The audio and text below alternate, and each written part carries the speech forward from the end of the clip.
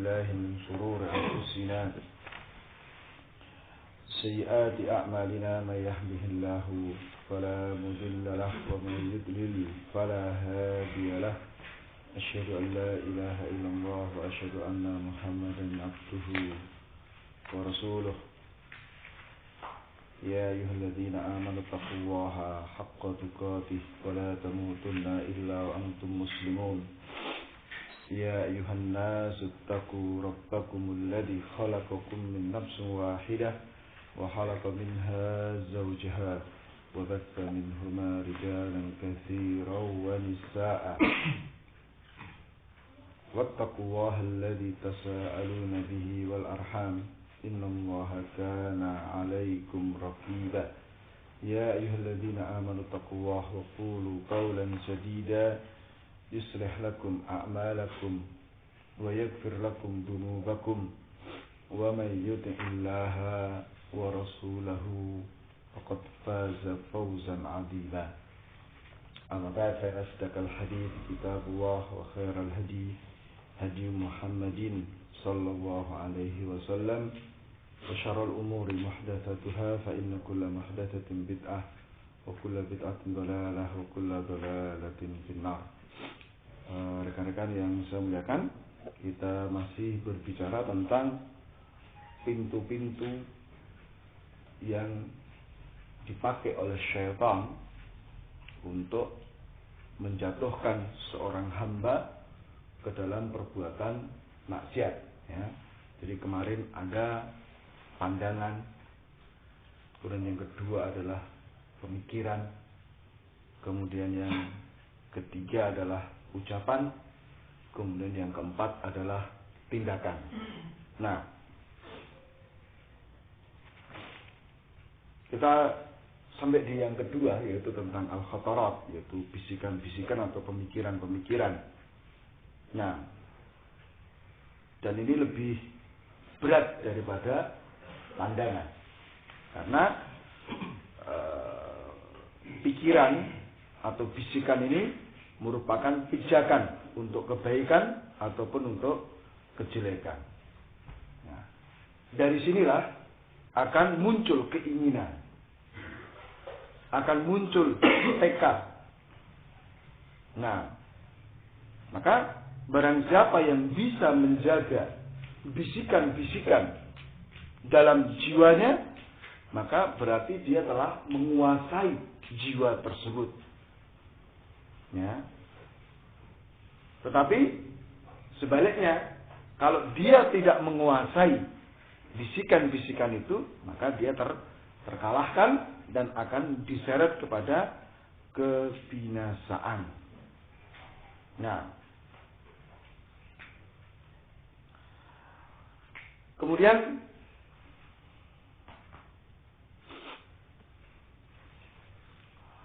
hal yang perlu diperhatikan, bahwa orang yang paling rugi, orang yang paling celaka adalah orang yang dia ridho dengan bisikan-bisikan yang itu merupakan angan-angan kosong. Ya, pemikiran-pemikiran yang itu merupakan apa? Angan-angan kosong saja. Nah, sehingga dari situ akan lahir apa? Ya, kemalasan, kelemahan, ya, dan seterusnya. Jadi akhirnya dia hanya seperti orang-orang sekarang lah, dia hanya menghayal saja hidupnya, tanpa apa? Adanya upaya untuk mewujudkan apa yang ada dalam pemikirannya.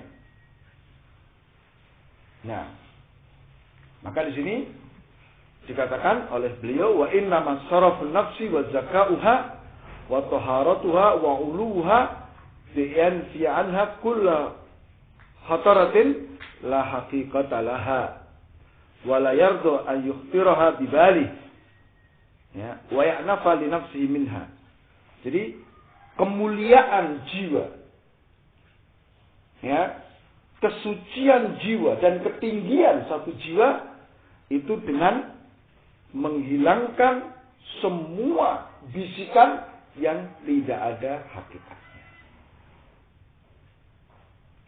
Ya. dia tidak ridho kalau hal tersebut yang merupakan angan-angan kosong ini terbetik dalam jiwanya. Nah, maka di sini bisikan itu ada 4 secara pokok. Ada bisikan yang bisa mendatangkan manfaat untuk dunianya. Yang kedua adalah bisikan yang bisa menolak bahaya untuk dunianya. Ada bisikan yang bisa mendatangkan kebaikan untuk akhirat. Dan ada bisikan-bisikan yang bisa menolak bahaya di akhirat. Ya, maka hendaknya seseorang itu membatasi bisikannya, pemikirannya, keinginannya pada 4 perkara ini aja. Hendaknya dia senantiasa berpikir bagaimana bisa mendapatkan kebaikan dunia atau kebaikan akhirat. Hendaknya dia senantiasa berpikir bagaimana supaya terhindar dari bahaya di dunia maupun di akhirat. Nah, maka kalau dia sudah bisa membatasi pemikiran-pemikirannya pada 4 perkara ini saja, maka dia tidak akan memberikan tempat untuk selainnya.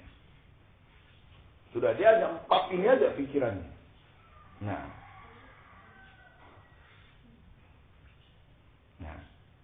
kemudian kalau terjadi misalnya 4 pemikiran ini saling berdesak-desakan, ya, mikir harus mendapat manfaat dunia, harus manfaat akhirat, harus bisa selamat dari ini nih. Maka di sini tentu adalah apa? Dia akan mengutamakan mana yang paling dikhawatirkan untuk dia terluput daripadanya. Karena 4 perkara ini penting semua.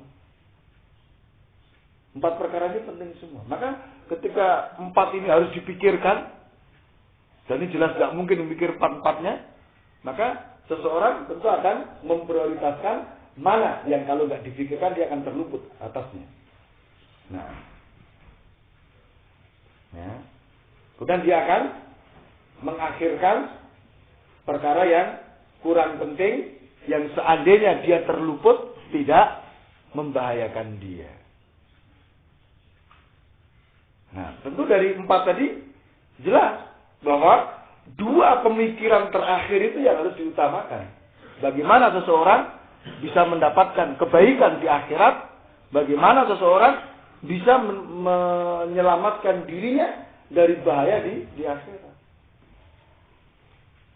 Jadi ketika harus mikir manfaat dunia atau manfaat akhirat, nah dia mesti akan utamakan manfaat akhirat. Ketika harus berpikir antara menyelamatkan dari bahaya dunia atau bahaya akhirat, dia akan utamakan memikirkan bagaimana menyelamatkan diri dari bahaya di akhirat. Nah.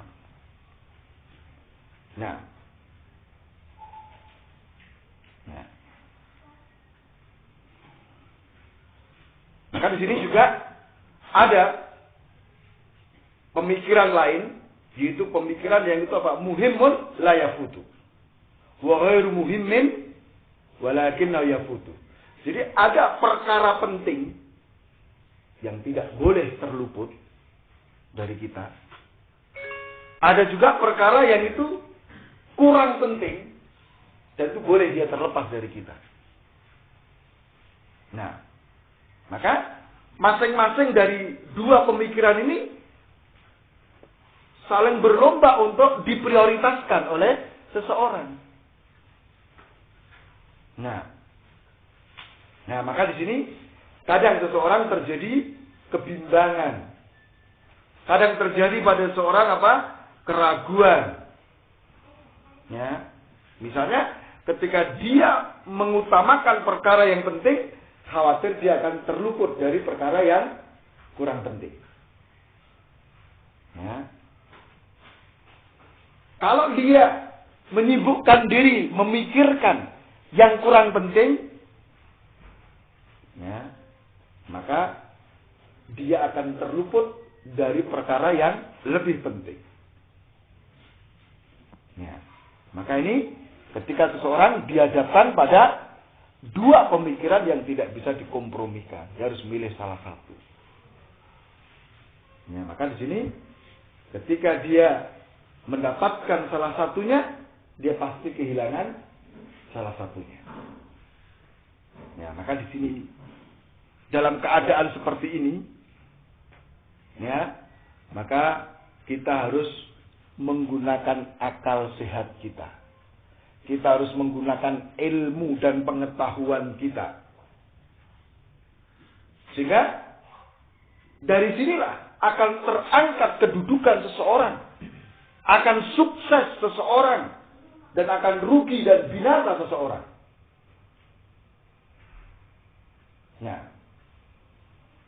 Ya, jadi ada dua perkara.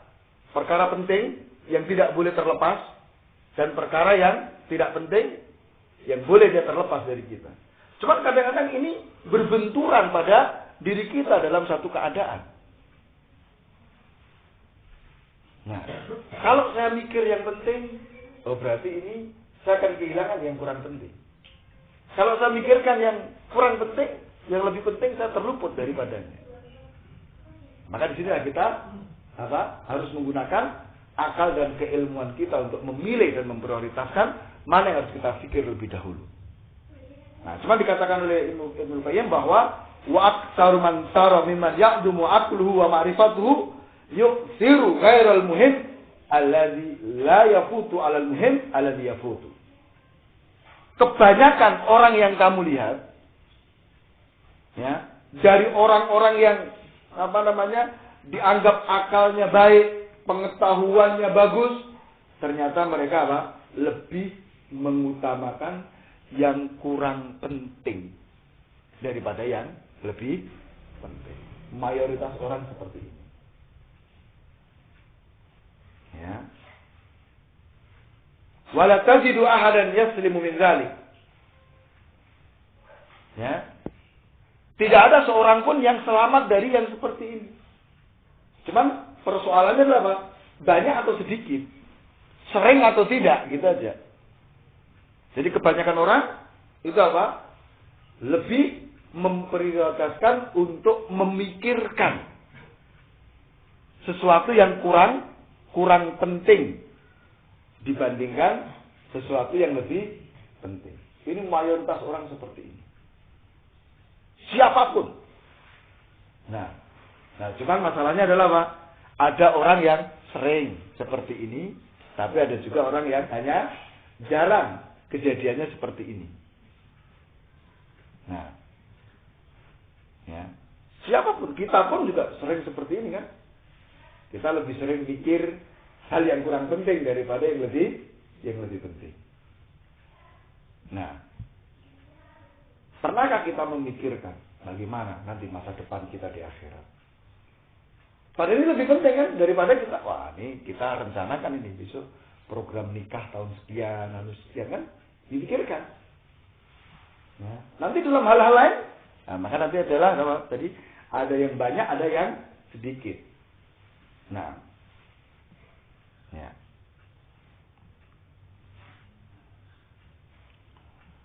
Maka hendaknya sekali lagi kita mengutamakan mana yang lebih bermanfaat untuk kita. Ya, meskipun dengan risiko kita kehilangan perkara yang kurang bermanfaat. Jadi sama-sama manfaat dua perkara ini, tapi tentu kita harus pilih mana yang paling bermanfaat. Yang harus kita pikirkan.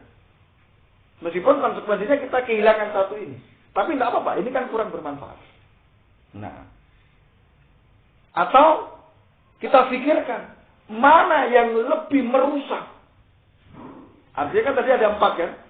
Pikiran itu bagaimana kita memikirkan perkara-perkara yang bisa melindungi diri kita dari bahaya di dunia dan bahaya di akhirat. Mana kira-kira ketika dihadapkan pada dua bahaya yang sama-sama harus kita pikirkan, maka tentu kita akan memikirkan mana yang paling berbahaya bagi diri kita. Meskipun kita mungkin tidak bisa terlepas dari apa? Bahaya yang lain, tapi itu kan lebih rendah. Nah, ya, jadi hendaknya kita, pola pikir kita seperti ini. Kita apa? Senantiasa memikirkan mana yang lebih bermanfaat untuk kita. Atau yang kedua adalah apa? Memikirkan mana yang lebih berbahaya bagi kita. Supaya kita bisa terhindar daripadanya. Maka pemikiran orang yang berakal itu tidak melewati batasan ini. Jadi seorang yang berakal, orang yang pikirannya sehat, hanya ini aja, dua ini aja. Mikirkan mana yang lebih bermanfaat, atau memikirkan mana yang lebih berbahaya. Nah, maka dari sinilah datang syariat untuk membantu kita. Ya, karena banyak perkara yang akal kita, pikiran kita itu tidak sampai ke sana. Banyak perkara yang kita anggap itu lebih bermanfaat, padahal ternyata tidak. Ada perkara yang itu kita anggap lebih berbahaya, padahal ada yang lebih berbahaya lagi. Maka di sini Allah dengan kasih sayangnya menurunkan syariat untuk membimbing kita, sehingga kita bisa mengetahui mana yang betul-betul bermanfaat dan mana yang betul-betul berbahaya. Nah, misal di syariat jihad, di syariat perang, ya, kutiba alaikumul qitalu wa kurhul lakum, telah diwajibkan berperang bagi kalian. Dan itu hal yang kalian tidak suka. Wah, ini pikiran kita apa? Kalau disuruh perang ini bermanfaat atau berbahaya? Wah, ini bahaya ini. Nah, ini yang paling berbahaya. Saya harus hindari ini. Ya, kayaknya manfaatnya nggak ada. Risikonya mati. Oh, kalau aku mati nanti anak istriku terlantar. Begini habis lah sudah. Jelek semuanya kan. Itu akal kita seperti itu, pemikiran kita seperti itu. Maka ternyata syariat membimbing kita. Maka Allah ingatkan, asa an tuhibbu syai'an wa huwa syarrul lakum wa asa an takrahu syai'an wa huwa khairul lakum. Bisa jadi engkau mencintai sesuatu, senang dengan sesuatu, padahal itu jelek untuk kamu. Bisa jadi pula engkau benci dengan sesuatu, padahal itu baik bagi kamu, maslahat bagi kamu. Maka wallahu ya'lamu wa antum la ta'lamun. Allah yang lebih tahu dan kalian tidak mengetahui. Maka untuk mempertimbangkan mana yang lebih besar manfaatnya, mana yang lebih besar kejelekannya, itu pertimbangannya adalah syariat. Maka nanti pemikiran kita harus dibimbing dengan bimbingan syariat. Ya. Juga misalnya contoh tentang masalah qisas. Allah katakan walakum fil qisasi hayatu ya ulil albab. Di dalam qisas itu ada kehidupan. Ya, wahai orang-orang yang punya akal. Mungkin akal kita nggak bisa menjangkau bagaimana kok dalam qisas ada kehidupan itu. Wong orang yang di qisas itu mati. Ya kan? Ini membunuh orang tanpa alasan dibenarkan, maka di qisas dibunuh. Loh, ini mati kok dikatakan ada kehidupan. Nah, ini kadang-kadang akal kita tidak menjangkau. Maka syariat menerangkan. Dengan diterapkannya hukum qisas, itu akan menjaga seseorang tidak sembarangan untuk membunuh orang lain. Kenapa? Oh, kalau saya bunuh, saya mati juga. Nah, itulah di situ ada kehidupan. Terjaga kehidupan itu. Ya, maka sekali lagi pemikiran kita harus dibimbing dengan ketentuan-ketentuan syariat. Ya, maka di sini Sekali lagi, pemikiran orang yang berakal itu tidak keluar dari ketentuan-ketentuan ini. Ya. Sehingga Allah datangkan syariat di mana kebaikan dunia dan akhirat itu tidak tegak kecuali dengan ketentuan-ketentuan syariat. Ya, maka wa a'lal fikri wa ajalluha wa anfa'uha ma kana lillahi wad daril akhirah.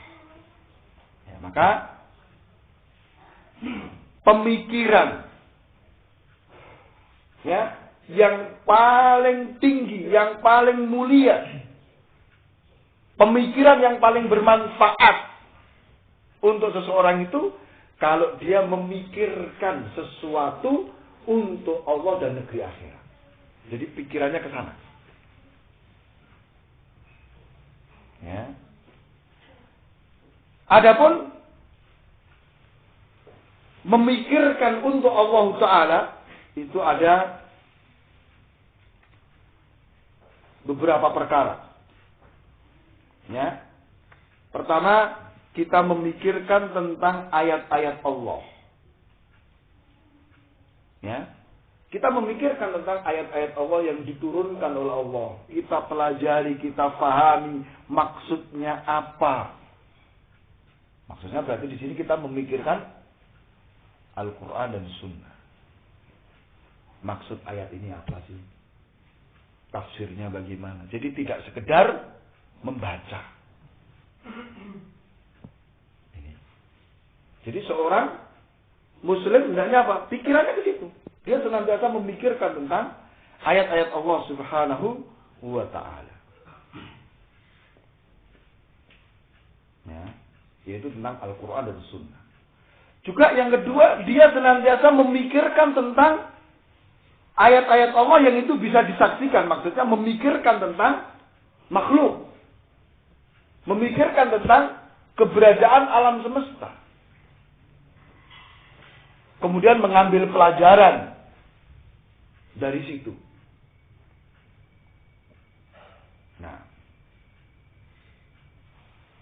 berdalil dengan keberadaan makhluk untuk mengenal Allah Subhanahu wa Ta'ala. Jadi jangan sampai kita melihat melihat makhluk itu ya sebatas melihat. Berapa banyak orang itu sebetulnya kurang pas ya. Ketika misalnya orang itu sekarang ini musimnya apa? Pariwisata, liburan Pak. Itu tamasya. Tamasya entah ke gunung, entah ke pantai, entah kemana begitu. Tapi banyak orang itu tidak memikirkan apa yang dia lihat itu untuk mengenal Allah Subhanahu wa Ta'ala.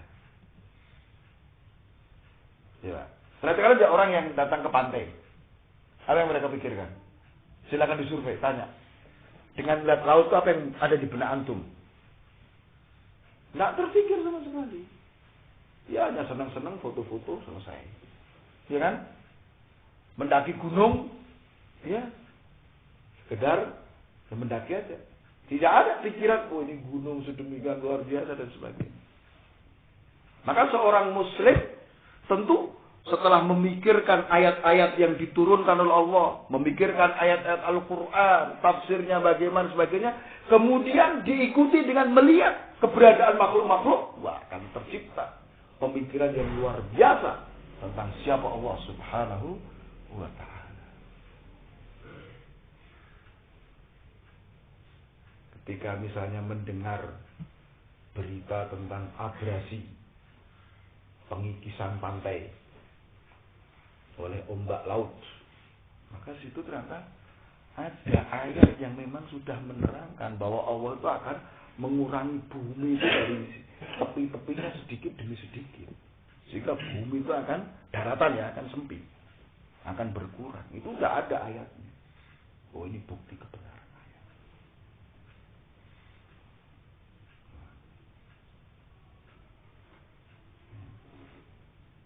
Jadi mari pemikiran kita ke sana gitu loh. Jadi nanti kalau misalnya mungkin mengajak anaknya liburan ke kebun binatang, itu dituntun, jangan sekedar oh itu monyet, oh itu harimau, oh itu ini. Jangan sekedar itu, tapi tolong diajak berpikir anak-anak kita. Ya, maksudnya monyet itu ciptaan Allah begini, ya ada jenisnya begini, macam-macam jenisnya. Ya. Ada mungkin lihat di akuarium, kan ada biasanya kebun binatang itu kan. Ada ikan-ikan laut yang warnanya luar biasa. Kok nggak luntur warnanya? Sehingga ngecat piye. Ya kan? Ya dia berpikir seperti itu. Maksudnya Allah Maha mampu atas segala sesuatu. Ya. Kemudian yang ketiga, hendaknya al-fikratu fi alai wa ihsani wa in'amihi ala khalqi bi asnafin ni'ami wa si'ati rahmatihi wa maghfirati wa khilmihi. Hendaknya seorang muslim senantiasa berpikir, memikirkan tentang kebaikan-kebaikan Allah Ta'ala, nikmat-nikmat Allah Ta'ala yang telah diberikan kepada makhluk dengan berbagai macam jenisnya. Luasnya rahmat Allah, nah, luasnya ampunan Allah Ta'ala, juga hilm Allah Ta'ala itu sangat-sangat menahan, tidak emosional, tidak setiap yang berdosa langsung dihukum. Berpikir tentang kebaikan-kebaikan yang diberikan oleh Allah Ta'ala, nikmat-nikmat yang diberikan oleh Allah Ta'ala. Maka di surat Ar-Rahman itu luar biasa. Di surat Ar-Rahman berapa banyak Allah mengulang fabi ayyi ala rabbikuma tukadziban. Bagaimana kamu bisa mendustakan tentang kebaikan-kebaikan Allah Ta'ala? Allah telah menciptakan ini, telah memberikan ini. Nikmat-nikmat besar. Mungkin kita nggak pernah berpikir kan, mengapa Allah Ta'ala memutar malam dan siang? Coba kalau siang terus, coba kalau malam terus, apa yang terjadi? Kita kan nggak pernah berpikir seperti itu kan? Kita ini biasanya apa? Memikirkan nikmat Allah ketika nikmat itu udah hilang dari kita, baru kita berpikir.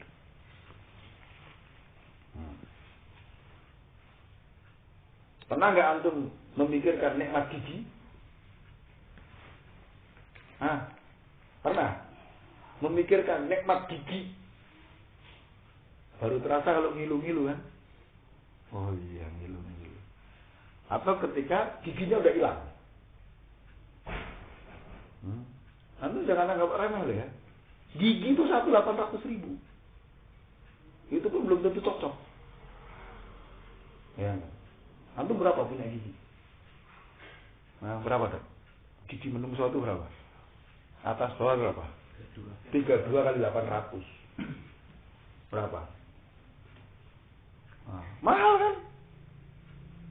Cuman kita kan nggak pernah berpikir. Nah, kita punya jari. Kita nggak pernah memikirkan nikmat jari ini, kecuali setelah jari kita ini nggak bisa bergerak atau putus.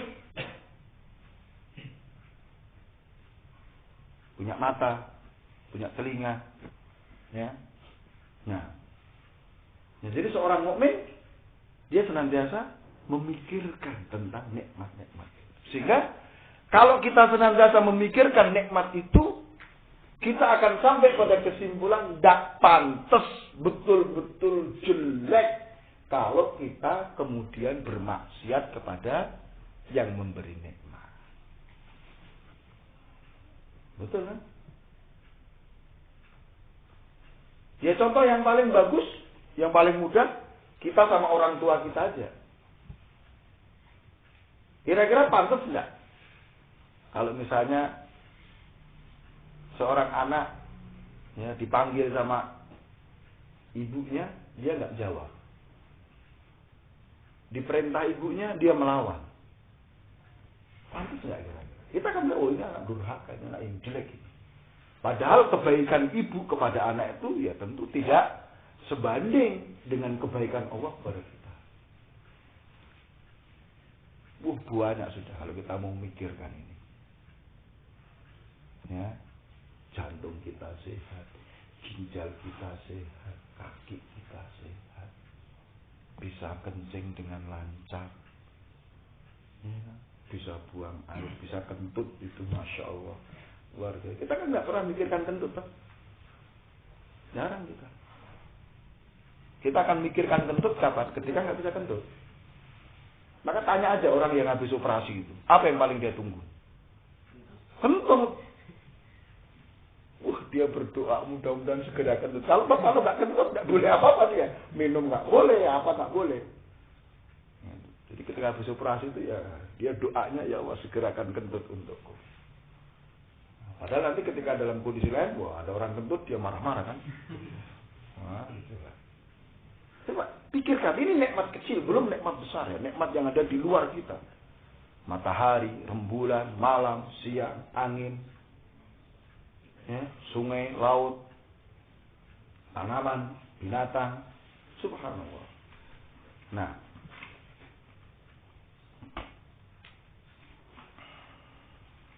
ya maka dengan memikirkan tiga ini, apa tadi? Memikirkan ayat-ayat Allah yang diturunkan, memikirkan makhluk-makhluk Allah, memikirkan tentang nikmat-nikmat Allah, ini akan menghasilkan pengenalan kepada Allah Ta'ala, menumbuhkan kecintaan kepada Allah Ta'ala, akan menumbuhkan rasa takut dan harapan kepada Allah Ta'ala. Kemudian yang keempat, al-fikratu fi uyubi nafsi wa afatiha. Memikirkan tentang aib dan kekurangan yang ada pada dirinya. Nah,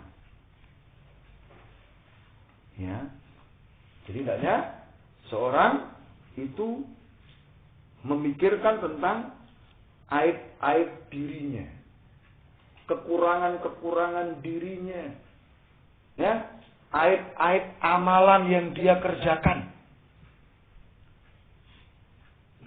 Ya, maka ini adalah pemikiran yang sangat luar biasa.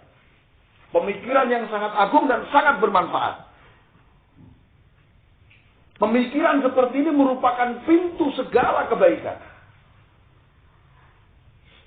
Ya, karena dengan kita memikirkan kekurangan-kekurangan kita, kejelekan-kejelekan kita, kekurangan amalan-amalan kita, itu akan menghancurkan kesombongan jiwa kita. Nah, akan menghancurkan sikap marah kepada kita. Ya.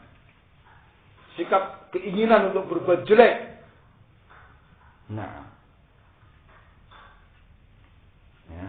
Dan ini akan menghidupkan hati kita. Ya. Sehingga dia akan terus terbimbing, terarahkan kepada perkara-perkara yang baik. Nah, jadi mari kita pikirkan kekurangan-kekurangan kita. Sehingga lihat Abu Bakar Siddiq radhiyallahu taala anhu. Ya pantas beliau dijamin masuk surga, itu pantas. Ya. Ketika ada orang memuji beliau, ya, memuji kebaikan-kebaikan Abu Bakar Siddiq, beliau beristighfar kepada Allah Ta'ala. Nah, ya. Dan beliau mengatakan, seandainya orang itu tahu tentang diriku yang sebenarnya, ya, seandainya orang itu tahu tentang siapa diriku yang sebenarnya.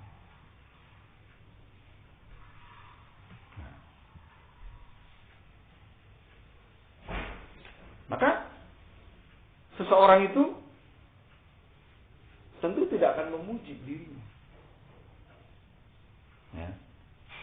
Orang lain tidak akan memuji kita kalau orang itu betul-betul tahu siapa kita yang sebenarnya. Banyak kan kekurangan-kekurangan. Ya. Bahkan mungkin istri kita pun nggak akan mau dengan kita. Kalau memang istri kita tuh tahu betul tentang siapa kita. Ya kan? Cuman karena istri itu Ya, taunya yang baik-baik aja tentang kita. Ya, kan? Ya, dia akhirnya cinta sama kita. Dia puji kita. Masya Allah, suami teladan. Ya kan? Nah, atau demikian juga kita terhadap istri kita. Ya, maka sekali lagi, hendaknya kita senantiasa memikirkan kekurangan, kejelekan diri kita.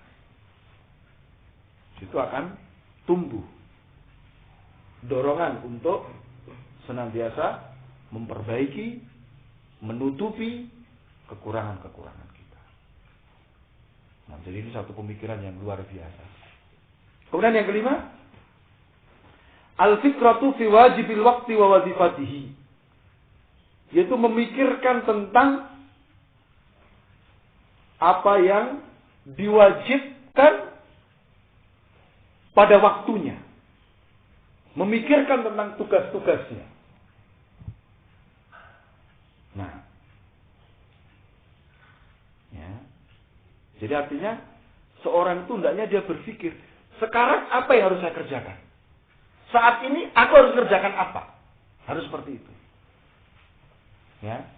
Sehingga ketika dia memiliki pemikiran yang seperti ini, maka dia akan kumpulkan semua potensi yang dia miliki, semangat yang dia kuasai untuk melakukan kewajiban itu. Ya. Maka fal arifu ibnu waqtahu. Orang yang tahu, orang yang berilmu itu adalah anak dari waktunya. Artinya orang yang betul-betul berilmu itu dia mengerti tentang keberadaan waktu itu. Dia akan betul-betul manfaatkan waktu itu semaksimal mungkin. Sebab dia paham kalau sampai dia menyia-nyiakan waktu, maka dia akan binasa, dia akan kehilangan semua kebaikan yang ada di depannya. Ya. Semua kebaikan itu sumbernya dari apa? Waktu. Ya, maka kalau dia menyia-nyiakan waktu, dia tidak akan mendapatkan kebaikan itu selamanya. Jika dikatakan bahwasanya al-waktu kasayf, waktu itu seperti pedang. Kalau kamu tidak bisa memotongnya, ya dia akan memotong kamu. Nah, ya. Sehingga Allah ingatkan kita dengan sumpah yang sangat besar. Wal asri innal insana lafi khusr. Demi waktu, manusia itu betul-betul dalam kerugian. Mengapa ya? Karena dia tidak bisa menggunakan waktu dengan baik. Dan Rasul alaihissalam sudah ingatkan kita, nikmatani maghbunun fihi ma katsirun minas. Ada dua nikmat yang mayoritas manusia itu rugi dalam memanfaatkannya. Itu apa? Kesehatan dan kesempatan. Waktu. Maka Islam itu luar biasa. Masalah penggunaan waktu itu luar biasa. Ya, dia nggak akan sia-siakan. Tidak ada waktu di dunia untuk leha-leha, itu tidak ada. Allah katakan, "Faida farabta fansab." Kalau kamu selesai dari satu perkara, segera kerjakan perkara berikutnya. Tidak ada menunda-nunda, itu tidak ada. Ya.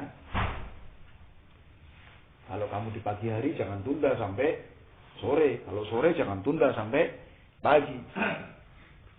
Ya. Juga dikatakan oleh para ulama bahwasanya at-taswif min jundil iblis. Menunda itu adalah tentaranya iblis. Nah, maka wa waqtul insani wa umuruhu fil haqiqati. Maka waktunya manusia itu adalah umur dia. Nah. Ya. Nah. Jadi umur yang dia miliki itulah waktunya dia. Maka sebenarnya kita ini diberi jatah waktu oleh Allah Ta'ala. Cuman tidak ada yang tahu berapa jatah kita. Ya kan? Kan ada ditetapkan tentang ajal kematian itu. Nah, maka semakin hari semakin dekat kita dengan kematian, berarti semakin menipis modal waktu kita ini. Sehingga sampai saatnya nanti apa? Kita akan habis waktu kesempatan kita ini. Ya, maka hendaknya seseorang betul-betul memikirkan tentang apa? Waktunya. Ya, pikirkan betul.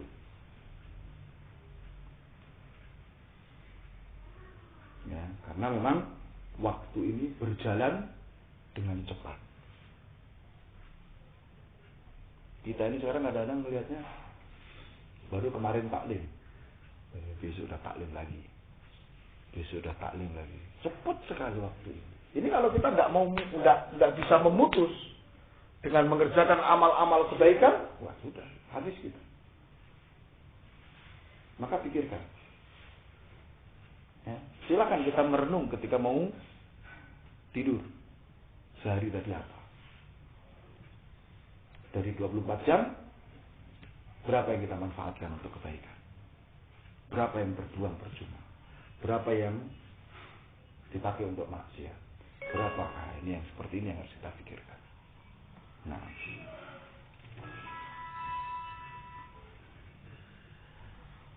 Nah, jadi ini adalah apa? Terkait dengan apa? Memikirkan tentang Allah Subhanahu wa Ta'ala. Dan otomatis untuk negeri akhirat ketika kita mau berpikir dengan baik. Nah, jadi ada 5 pemikiran yang itu harus betul-betul kita konsentrasikan diri kita kepadanya. Baik. Kemudian pintu masuk yang berikutnya, yang ketiga, yaitu al-lafadhat, yaitu lafaz, ya ucapan-ucapan. Maka di sini kita harus menjaga lafaz-lafaz kita. Kita harus menjaga ucapan-ucapan kita. Sebab biasanya setelah melihat timbul pemikiran, terus muncul apa? Ucapan. Maka hendaknya kita menjaga ucapan-ucapan kita, jangan sampai keluar dari lisan kita ini ucapan-ucapan yang sia-sia. Hendaknya kita tidak berbicara kecuali dengan apa-apa yang diharapkan, membawa keberuntungan dan membawa faedah untuk agama kita. Ya. Ketika kita mau berbicara, itu hendaknya kita lihat, adakah keuntungan yang lebih banyak dari apa yang kita mau ucapkan?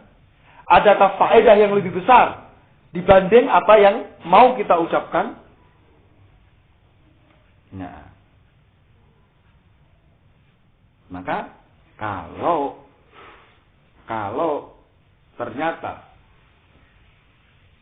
ya, apa yang mau kita ucapkan ini tidak membawa keberuntungan, tidak mendatangkan faedah, sudah tahan. Jangan bicara. Nah, tapi ketika misalnya kita melihat apa yang mau kita ucapkan itu ada manfaatnya, ya, ada keuntungannya, maka kita lihat lagi, adakah ucapan lain yang lebih besar manfaat dan keuntungannya? Kalau ada, kita tinggalkan itu, kita pindah kepada yang lebih bermanfaat tadi. Ya, maka jangan sampai kita menyia-nyiakan sesuatu yang lebih besar manfaat dan faedahnya. Ya. Maka Rasulullah SAW mengatakan, "Man kana yu'minu billah wal yawmil akhir falyaqul khairan aw liyasmut." Barang siapa beriman kepada Allah dan akhir, artinya dia bicara yang baik, atau kalau tidak apa, sudah diam aja. Nah, Maka di sini lisan itu hal yang sangat menentukan. Jadi dikatakan oleh beliau Ibnu Qayyim, kalau kamu ingin melihat apa yang ada dalam hati seseorang, lihatlah gerakan lisannya. Ya. Kamu perhatikan ucapan-ucapannya. Karena apa? Ucapan itu menunjukkan apa yang ada di dalam hati seseorang. Ini suka tidak suka mesti begitu. Nah,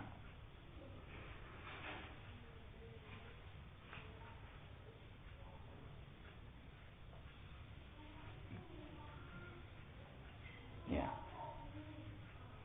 Maka dikatakan oleh Yahya bin Mu'ad bahwa hati itu seperti periuk. Hati itu seperti periuk. Dia bisa mendidihkan apa yang ada di dalam periuk itu. Sedangkan lisan itu seperti apa? Gayung. Ya. Maka perhatikan apa yang diucapkan oleh lisan seseorang, karena itu dia yang akan mengambil apa yang ada dalam hatinya. Jadi lisan itu gayungnya, mengambil apa yang ada dalam periuk yaitu hatinya tadi. Nah,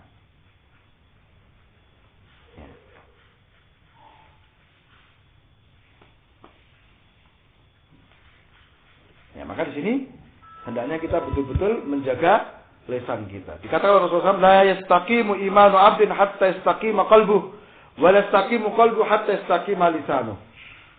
Tidak akan lurus keimanan seorang hamba sampai lurus hatinya, dan tidak lurus hati seseorang sampai lurus lisannya. Ya.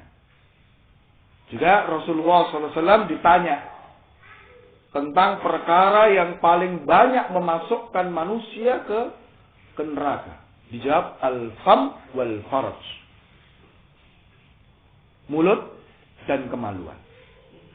Ini perkara yang paling banyak memasukkan seseorang ke neraka.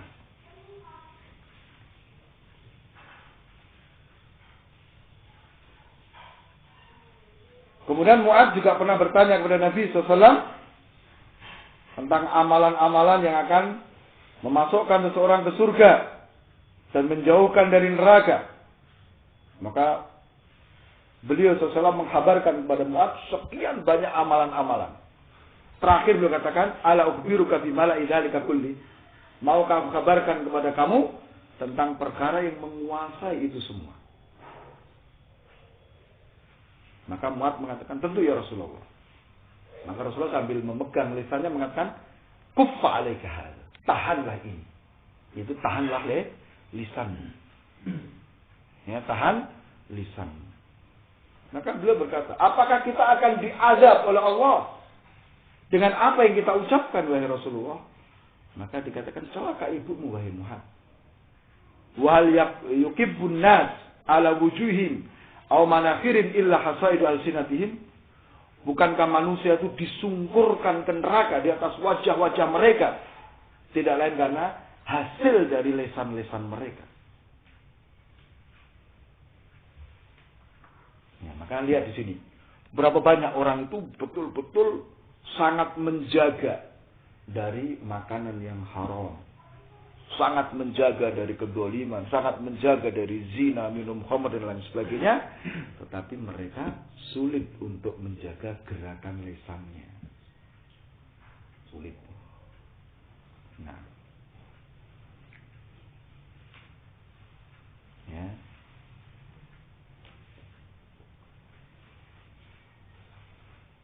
Ya, maka dikatakan oleh beliau, wa kam tara min rajulin yatamutawarra anil fawahish wadzul wa lisanu yufri fi a'radil ahya'i wal amwat wa la yubali bima yaqul.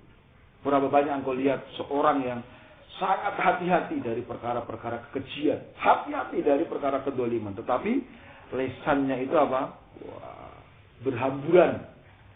Ya, celaan terhadap kehormatan kepada orang yang masih hidup ataupun sudah mati, dia tidak peduli dengan apa yang dia ucapkan.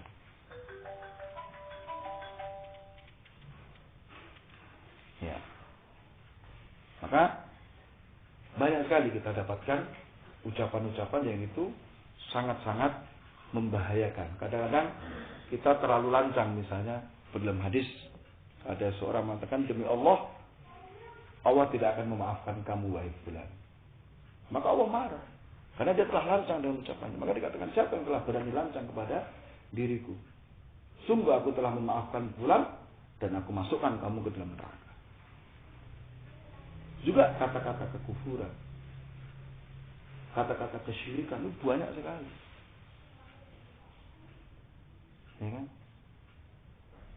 Bahkan kata-kata yang itu menunjukkan pengingkaran pada takdir misalnya. Stoknya mati dewi. Ini contoh seperti ini misalnya. Biarkan aja nanti mati sendiri. Ini adalah kata-kata yang mengingkari tentang takdir. Ya. Dan seterusnya. Maka sekali lagi ya, kita harus hati-hati.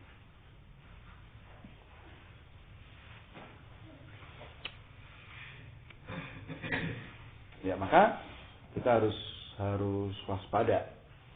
Ya. Dikatakan oleh Rasulullah SAW, kullu kalam ibni Adam alaihi lalahu.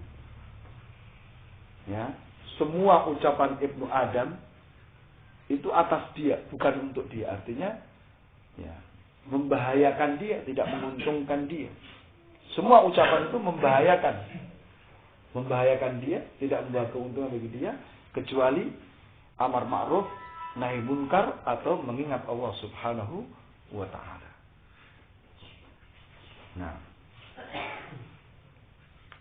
juga dikatakan oleh Rasulullah, idza asbahal abdu fa in a'dha'a kulla ya tukaffiru lisan. Setiap pagi seluruh anggota badan itu mengingkari lisan. Dia kasih peringatan keras kepada lisan kita. Seluruh anggota badan mengatakan ittaqillaha fina. Ittaqillaha fina. Fa inna ma nahnu fika. Bertakwalah engkau kepada Allah tentang kami. Karena sesungguhnya kami ini tergantung kepada kamu. Ya, fa idza istaqamta istaqamna. Kalau kamu lurus, kalau kamu wahai lisan lurus, kami akan lurus. Tapi kalau kamu bengkok, kita akan bengkok semuanya. Maka hati-hati kamu wahai lisan. Setiap pagi seluruh anggota badan kita seperti itu.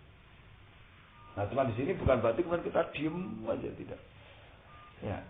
Jadi kerusakan lisan itu ada dua. Dia bicara yang batin, atau dia diem dari kemungkaran. Ya. Jadi waktunya dia harus bicara, dia malah diem. Ya. Tapi waktunya diem, dia malah bicara. Ini kerusakan yang terjadi. Maka kita harus betul-betul apa? Menjaga lisan kita. Kita harus cerdas. Kapan kita bicara, kapan kita harus diam. Sebab orang yang diam dari al-haq itu adalah syaitan yang bisu. Ya. Tapi kalau orang yang bicara dengan batil, itu adalah syaitan yang bicara. Ya, maka hendaknya kita bicara itu yang pas, yang kira-kira bermanfaat tadi. Kalau saya ngomong, ini ada manfaatnya tidak? Kalau manfaat, oke, kita bicara. Itu pun tidak langsung kita ucapkan. Adakah yang lebih bermanfaat? Nah, baru kan kita bicara. Sehingga tidaklah keluar dari seorang mukmin kecuali ucapan yang terbaik dari lisannya. Dan dia senantiasa berpikir tadi. Nah, baik, mungkin sampai sini dulu. Kita akhiri.